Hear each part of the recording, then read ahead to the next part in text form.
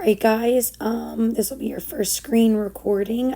Pardon my voice, this happens to me every year, even after 20 years of teaching, that when I come back to school and after talking so much for 2 days, I lose my voice. So I'm not sick, it just sound like I swallowed a frog, so bear with me.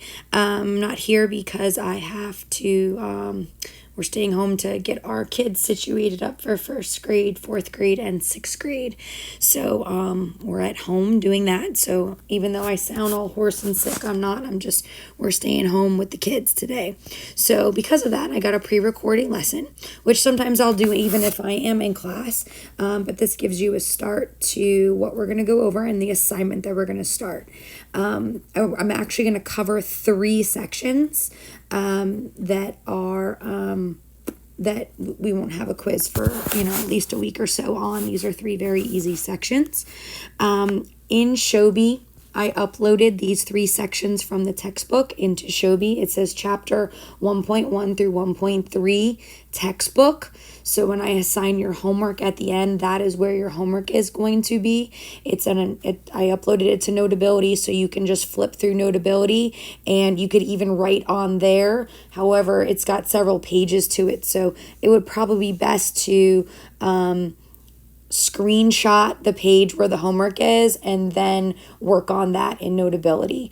I don't need all 27 pages that I uploaded because a lot of it's me teaching. So you can do that, or take out a piece of paper, look on your iPad and just do it that way and write the answers on a piece of paper, and you'll upload the homework assignment to Shobi. That way, by just taking a picture of your notebook paper. Your homework will not be due until 7:55 Tuesday morning. So you should technically be working it on in this period, so you would have no homework. Plus, if you do it now, you will get it out of the way. You're not waiting till 7:54 to try and upload the homework assignment, because you will not get credit for it at that point. I expect that you're trying to upload it today. This is not an assignment that would take, very long, so you probably would even be able to finish this and still within the class period. So go ahead and give that a try. So if you run into any problems, you're able to contact me on Monday, which will give you enough time to fix your problem and get it uploaded so you don't get points taken off. Okay, so our first section is order of operations, which you may remember from middle school or even elementary school when they first started teaching it to you. Please excuse my dear Aunt Sally PEMDAS, parentheses. I hope I can spell parentheses. There we go. Okay, which can also be, some of you have GEMDAS instead. That would be another one that it's a little bit of a newer version. G is grouping symbols because you can have parentheses or brackets. They come first. E is for exponents. M and D, they are equals, but M is for multiplication. Really testing my spelling here. I'm trying to write fast while I'm saying it. And okay, these 2, it depends which one comes first, left to right. You always read a math sentence from left to right. So if division happens to come before multiplication, you would do the division first, simply because they're equals. And the last 2 are addition and subtraction. Again, these 2 are equals. So after you've done parentheses, after you've done exponents, multiplication, division, then you have addition and subtraction.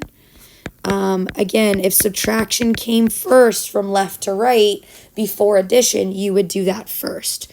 So left to right. Up here, I meant to say right. And you would read it that way.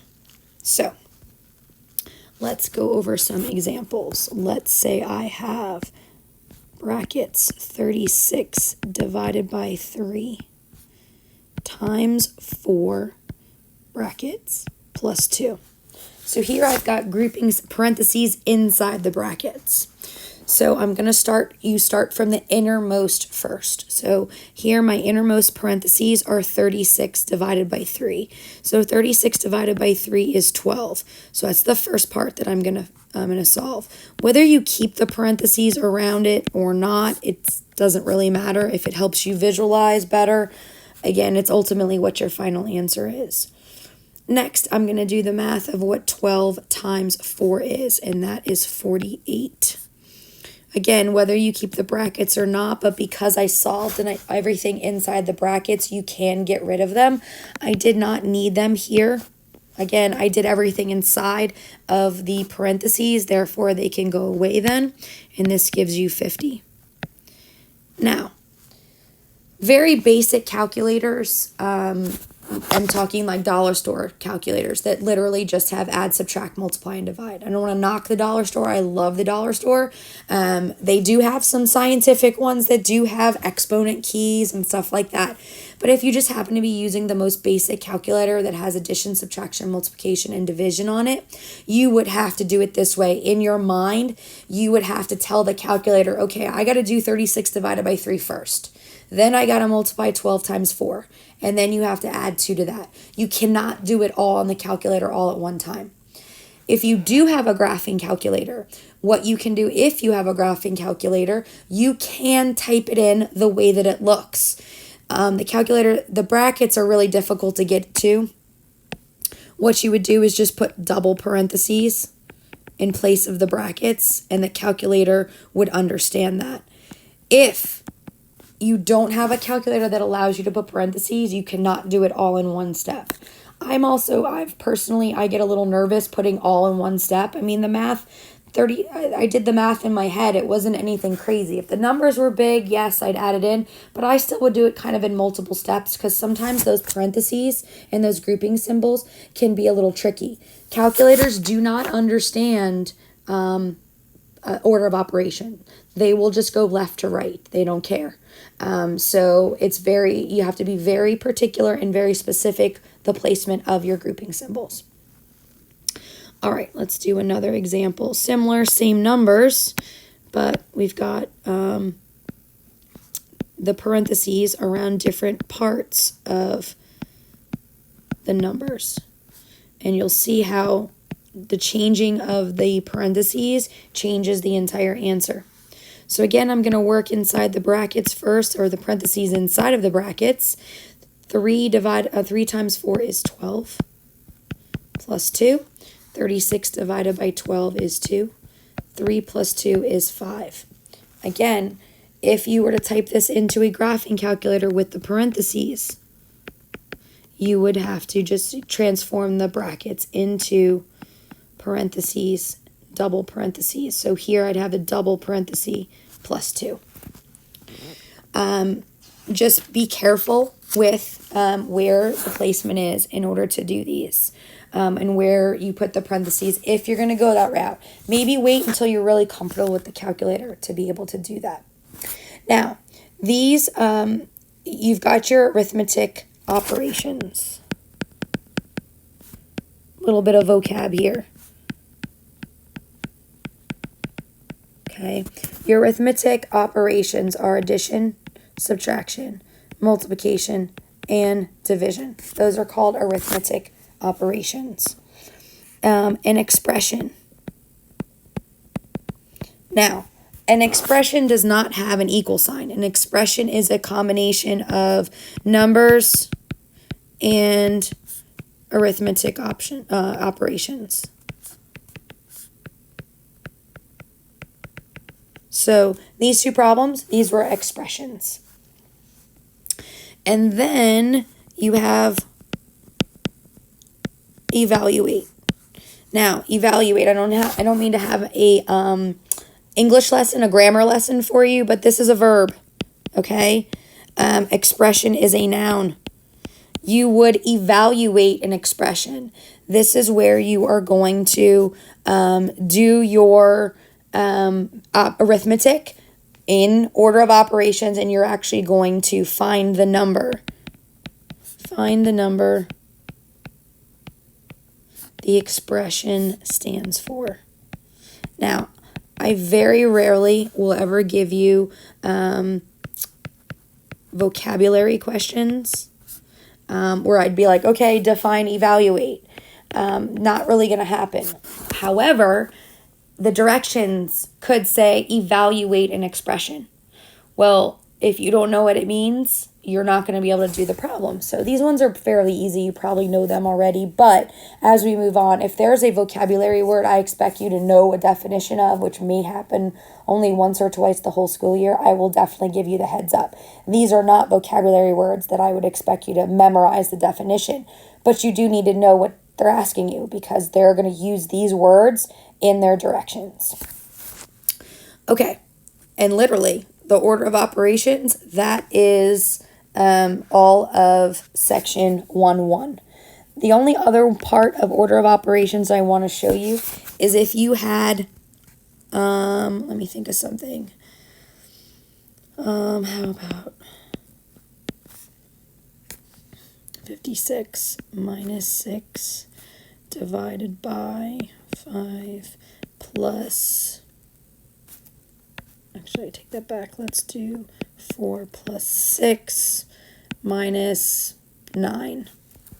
Okay, so this, it's got a fancy name, okay? It's called a vinculum, but basically you need to know that that indicates division.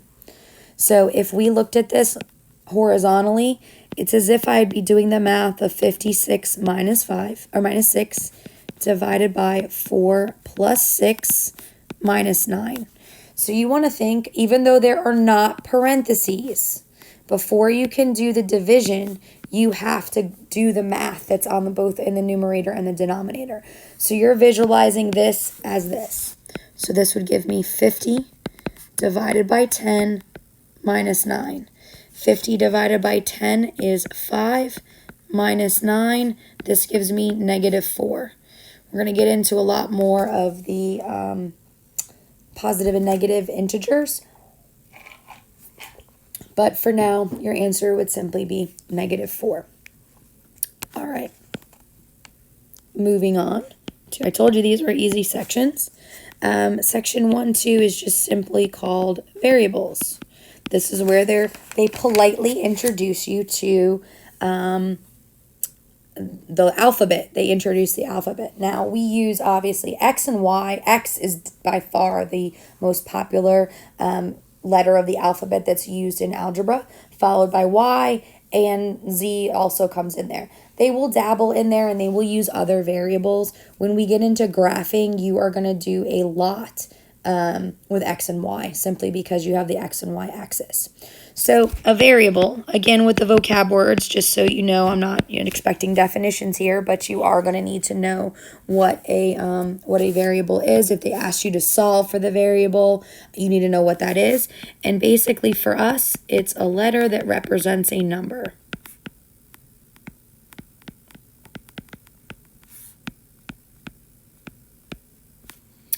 All right. Second vocab word is a constant. Constant is simply a number. No variable, just a number. So that number can be a decimal, it can be a fraction, it can be positive, it can be negative. Any type of number, a repeating decimal, it could be anything that is considered to be a constant. Now, we are going to do substitution, where you are substituting a value or a constant for a variable. So you are replacing a variable with a constant.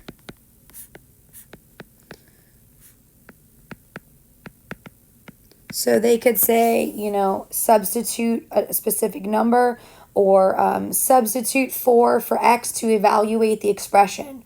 There's 3 vocabulary words: substitute, variable, and expression. Oh, did I say evaluate? I think that was another one. So all of those are vocabulary words that, again, you just have to be familiar with for the sake of the directions.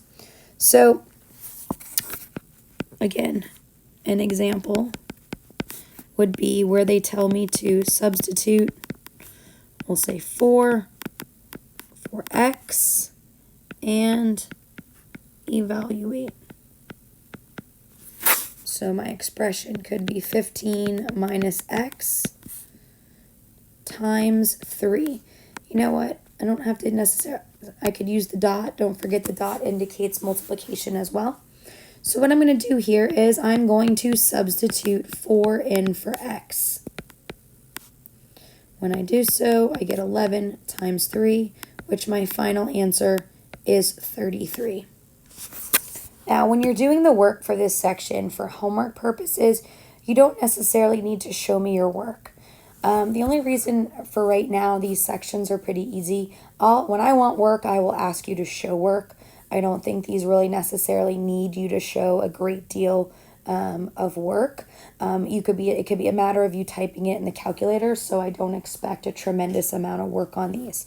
Again, if I want work, you'll know it because I will ask for it. Now,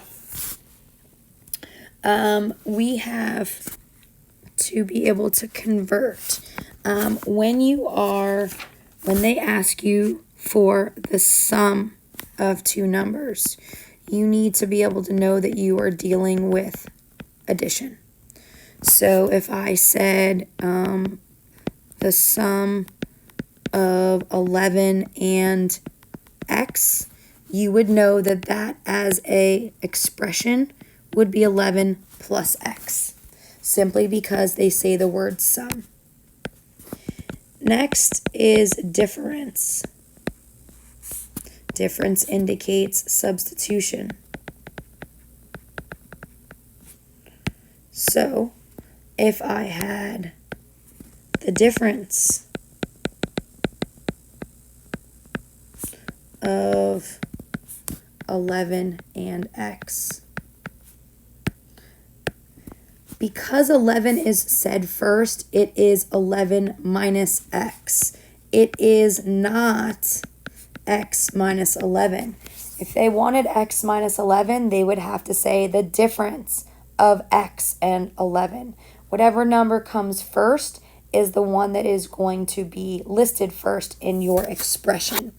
So this right here and this right here are when they want you to write an expression in words, whereas what I wrote in blue is simply just the expression.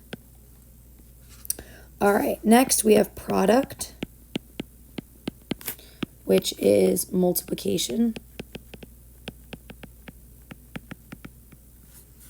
All right, so if I said the product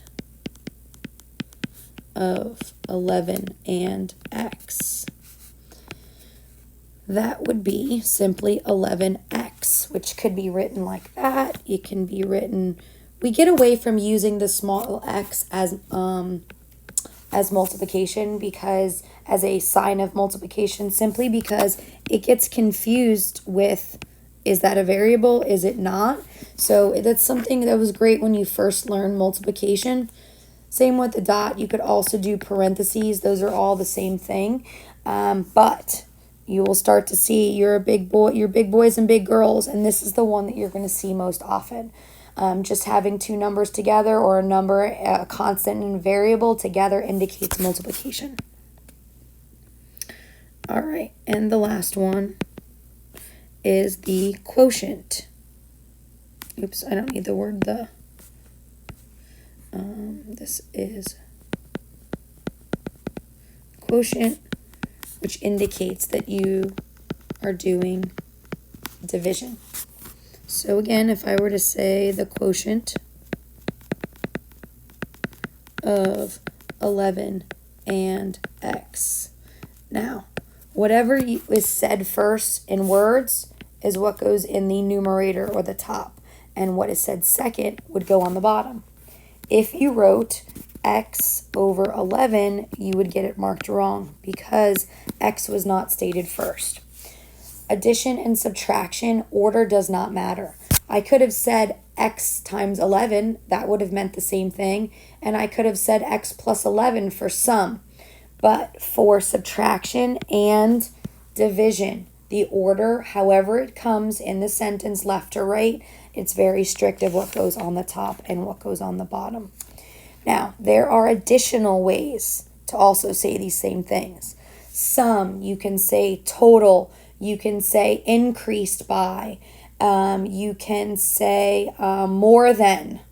Those are all keywords for sum, or that they're all keywords for addition. Difference could be decreased by. Another big one is less than. Those are all ones that end up being where you would have subtraction. Product, you really, with multiplication and division, those are two difficult ones to say anything other than product and quotient. If they want, times would be another one, I guess you could say, for product. Times would be one. Another one is if they have a fraction. For example, if I said 1/6 of x. 1/6 of x could be 1/6 times x, which actually also 1/6 times x would be the same thing as x divided by 6. So those two mean the same thing. But usually the word of would indicate that you have multiplication. Okay. Now, our last section is powers and exponents.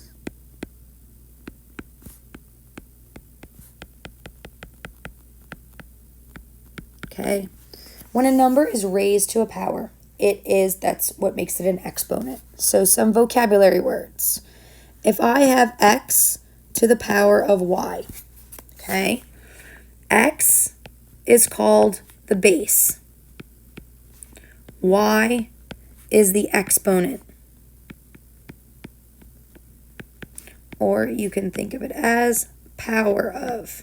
So when I said it, I said x to the power of y. Just as long as you know that when you are dealing with an exponent in your calculator, you either would have to multiply it by that many number of times, or you'd have to, only graphing calculators have this special key, and I will show that to you next week. For the time being, if it's 7 to the 4th power, you're going to have to multiply 7 times 7 times 7 times 7 4 times. If they want this in words, the only way really is just by saying power. Sometimes you could see exponent, but they're really going to be using power. The two ones that are special would be if something is raised to a power of 2 or raised to a power of 3. We don't really say to a power of 2. We would say x squared. And we don't usually say x to a power of 3. You say x cubed. Those two are so special. They have their own keys on the calculator, on a graphing calculator. Again, I'll show that to you when we play around with the calculators and you have a little bit more time to get graphing calculators. In the meantime, you would need to know that x squared is simply the equivalent of x times x. X cubed is x times x times x. There's 3 of them. I said earlier 7 to the 4th power. That is 7 times 7 times 7 times 7. I should have picked smaller numbers. I know that's going to be 49 times 49. Where's my calculator when I need it? What is this? 36 plus 8 is... It's too late at night to be thinking about this. 441. 36 plus 8. Yes, okay. And this is 6. Carry the 3. 196. I'm cursing myself right now for picking such large numbers. But we get 2401. I hope. Okay. Now, with these, that's all that, when you have these, that you're doing the exponents knowing what it is. Any power that you have that is raised, when you have a power of 1 and it's raised to anything, that is going to give you 1. Now, anything, we're not going to do too many of these in this section, but if you have anything raised to a power of 0, that is going to be 1. Now, if 0 is raised to anything, that is just simply going to be 0. Okay? We'll get in now. Things change when you have positives and negatives, but for right now, we're just going to stick with the basics and keep everything with a positive exponent. Now, that's it for this lesson. I told you it was short. We just covered 3 sections. Rather easy stuff. Now, I'm posting this video, obviously, and the only way you would have accessed it is if you looked on to Shobi. I have the link there for your textbook pages, where that's where you're going to go for your homework. Your homework, again, you're going to click on the link that I have, or it's not a link, it's just a Notability file. From there, you're going to go and open up that file, and you're going to scroll to page 5. On page 5, you're going to do 1 through 32 all. May seem like a lot. I don't even think that's going to take you 10 minutes, especially if you have a calculator. That's just order of operations. It's not a lot, I promise. I mean, no, it seems like, oh my God, there's 32 problems, but if you have a calculator, you're going to fly through it. If you don't, well, maybe it'll take you 15 minutes instead of 10 minutes. Now, that's only the first part, because I told you that we had 3 sections. Again, I covered 3 sections, and this video is not 90 minutes long, so you have the remainder of this class period to finish this work. Think of it more as classwork rather than homework, because you're going to have to sit in the Zoom meeting the whole time, so you might as well just get it done, submit it so you don't run into any problems. So next to page 5, the next one is going to be page 9 through 10, numbers. That is going to be question, we're going to do 2 through 14 evens. Now, all of those questions have a couple parts, like question number 4, there's a part A and a part B. So you're just evaluating on those questions. And then the last section, I promise this is the last section, is from page 15. And you are going to be doing question numbers 1 through 4. And, sorry, I should say through 16. 1 through 4. And 15 through 26. Actually, that should be 17. Okay. So, there you have it, and I will see you on Tuesday. Remember that these are due by Tuesday, which is the 25th, by 7:55 a.m. That is, so make sure you get in before then. I'm telling you, you could finish this in this period. Use your time wisely. Have a good weekend.